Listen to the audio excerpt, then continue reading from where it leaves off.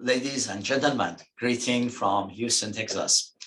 It is a pleasure being with you virtually and present this talk about innovation in plantar stimulation to deliver effective therapy for management of diabetic foot.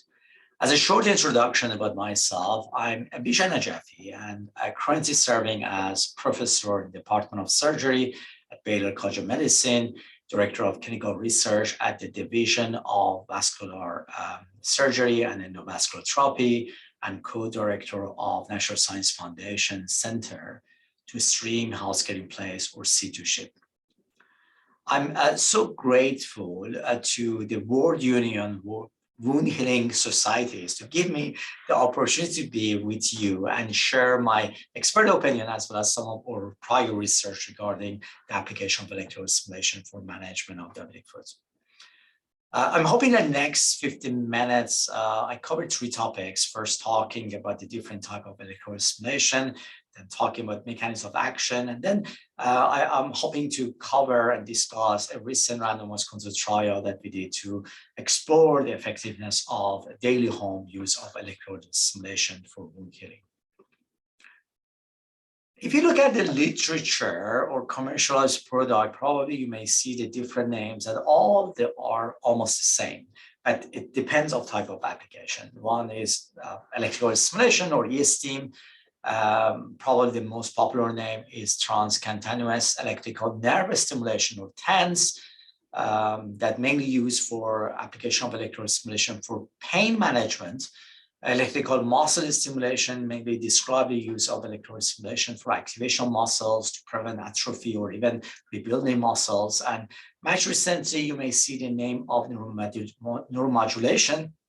That's the same as TENS, but maybe it's a little fancier, and also it helped some of those manufacturers to distinguish themselves from TENS because often they are using more advanced waveform type that has a better level of comfort and more effectiveness compared to traditional TENS. I will discuss this further in a minute. If you look at different type of electrical stimulation, I divide them in three categories. The first categories are the electrical stimulation that they are using adhesive pads, and depending on where you place those pads, you can create different applications, from muscle activation to triggering a particular nerve for pain management. In our study, we are using one of those devices developed by Avazia that I will explain in a minute. The advantage is the flexibility in the application used. The disadvantage is that often you rely on patient to adjust the parameter of electrical stimulation and quickly place the pad on the right location. With advance of technology, there are a new generation of electrical stimulation based on variables concept. The variables concept, it helped to simplify the use of electrical stimulation specific to practical application. For instance, here I presented two different applications. One is a coil manufactured by Neurometrics that used for neuropathic pain and recently got FDA indication for treatment of fibromyalgia. In that case, the pad or the electrical stimulation in form of variable is placed on the shin location. You see on the right a picture, an electrical stimulation based off R bands that developed by Nevrio that activate another nerve that it's shown to be effective to manage migraine, and recently got FDA approval for migraine management. The benefit of variable technology is the ease of use.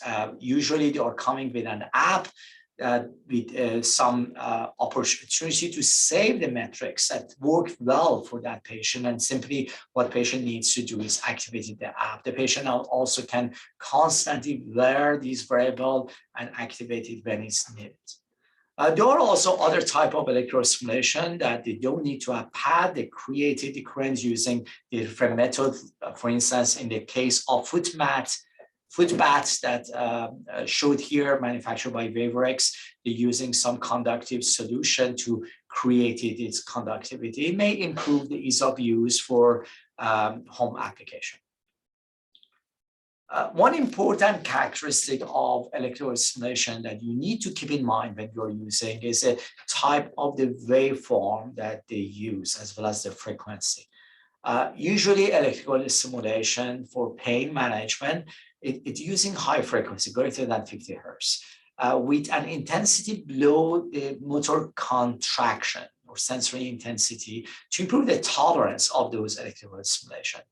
But there are other type of electrical stimulation that use low frequency, less than 10 hertz. Those are electrical stimulation that are mainly used for motor contraction or muscle activation. But recently, many electrical stimulation units or neuromodulation use a mixed frequency mode, which alleviates tolerance to repetitive use. In particular, to be able using higher intensity of electrical stimulation, but still comfortable, several waveforms of electrical stimulation has been proposed, like modulated waveform that here you see on the top picture on the right, or even biophasic waveform. They can play with the pulse width of the waveform that can help to prevent muscle fatigue and also can improve the level of comfort. Even more advanced version of neuromodulators, they're using closed loop system. That means that through their pad, they measure skin conductivity and change in skin conductivity. And based on the change of the skin conductivity, they can adjust the parameter of neuromodulation to increase the level of comfort and also improve the penetration or activation of particular nerve. So that explains that sometimes you may find a TENS that's very cheap to a TENS that is pretty expensive. It could be related to the mechanisms that they use for generating those waveforms. From mechanism of action, I would like to highlight two popular mechanisms of action. The first one is gate control theory. They're mainly used to describe the benefit of electrical stimulation to manage pain. In this model, they believe that electrical stimulation can activate C fibers that can help to close a gate that will block the transmission of signal from peripheral nerve to sensory cortex, therefore patient doesn't feel pain. The second mechanism of action that has probably less explored in the literature is a macro stimulation theory. In this theory, they believe that skin should have a conductivity that circulates the currents through the ionic movements.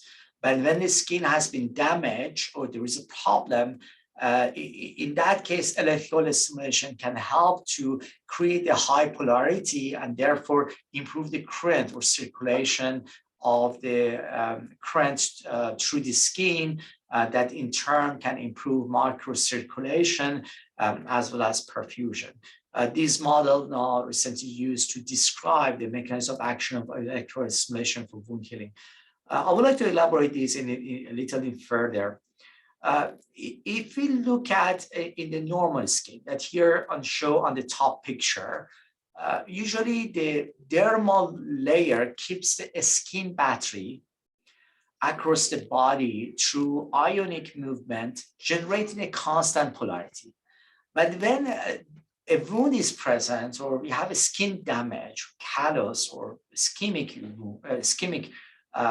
skin, in that case, the damaged skin can disrupt this polarity, provoking epithelial cell migration. But when you add electrical stimulation to the ruptured skin, like it shows on the figure on the right side of the screen, then the current through electrodes can reestablish this polarity and increases not only epithelial cell migration and remodeling factors, but also circulation. In a recent study, we designed a clinical trial to evaluate these mechanisms of action. The results have been published in two different papers. One is in American Podiatric Medical Association, and the second one recently in Journal of Diabetes Science and Technology, that I've explained in the rest of my talk the results of this study. So our goal is to gain a better understanding how electrostimulation can improve the management of wound healing for chronic wounds. So we use electrical stimulation using the adhesive pad. We place the pad close to the ankle joint, close to the acupuncture point of the ankle joint. The rationale was based off a pilot study that we did in a lab, and also to improve the ease of use for the home application, because we didn't want that patient remove the dressing on the wound. And since all the majority of the wounds that we are exploring here was plantar wounds, therefore we placed the pad on ankle joint that's the closest to the wound location without altering the dressing for the wound. So we explore two different goals. The first goal is to understand the mechanism of action. We have 40 patients with chronic plantar ulcer, and we provide them 60 minutes electrical stimulation. And then we look at that how that electrical stimulation can change perfusion and tissue oxygenation. And in the second aim, it was randomized controlled trial, double-blinded study that half of the participants received daily basis active therapy. The other half, they received the same device, but the device was non-functional. So they received the sham therapy, and we look at the change in the wound on a weekly basis. For the first study, we use a skin pressure perfusion assessment to look at the benefit of electrostimulation for increasing perfusion. And also we use a near infrared spectroscopy to look at the benefit of electrical stimulation to improve tissue oxygenation. On the left figure here, you see the benefit of electrical stimulation to improve perfusion. The blue bar, it shows the baseline before application of electrical stimulation. When we initiated electrical stimulation, we saw that at 13 minutes already we have a significant improvement in skin perfusion. Slightly increased by 60 minutes, but not too much. But interestingly, when we stopped the stimulation and retested 10 minutes later, we saw a slight decline, but still skin perfusion remained higher. We observed a similar trend when we look at the oxygen saturation, again, significant improvement in 30 minutes and retention even when we stop the therapy. That probably can support the macro stimulation theory. In addition, we find out that the patient who has more severe limb ischemic that you're seeing on the scatter plot on the right side of this picture, actually they gain more benefit from this therapy. Then we follow participants for 4 weeks, and we look at the change in the both perfusion as well as the wound healing. This is a typical case that received active therapy that actually this wound for almost a year didn't heal, but when we applied electrostimulation, you're seeing that the wound start to be shrinking. Interestingly, in this case, we are seeing that we have very low skin saturation, skin oxygen saturation with 50%, that after therapy increased to 71%. That may explain the wound healing. These other results, a little busy, but what we observe is that in the intervention group, we have a significant reduction in the wound healing wounds area, but not much difference in the control group.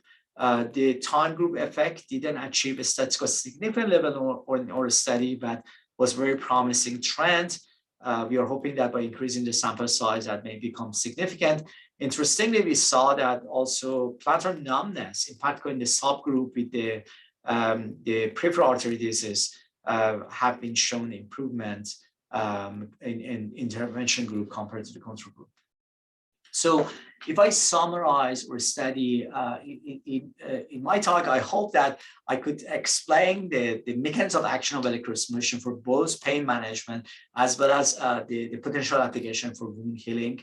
The advances in particular new generation of electrostimulation neuromodulation open more opportunity to explore the use of electrostimulation for the home therapy as an adjunctive therapy that can improve the perfusion as well as may help to accelerate wound healing. And of course, we need to pay attention that when you're using electrostimulation, you need to pay attention with the type of the waveform to improve level of comfort, so you can use higher intensity to improve effectiveness. Here I would like to thank and acknowledge my team. This is a picture that we got just before pandemic. And this was a teamwork effort, in particular with the great work of Dr. Alejandro Zulbar and one of my great staff, as well as Rasha and Dr. Mishoro. With that, I'm so grateful for your attention. I'm really happy to address any question. You can see my email and Twitter. Please feel free to reach out to me if you have any question. Thank you so much.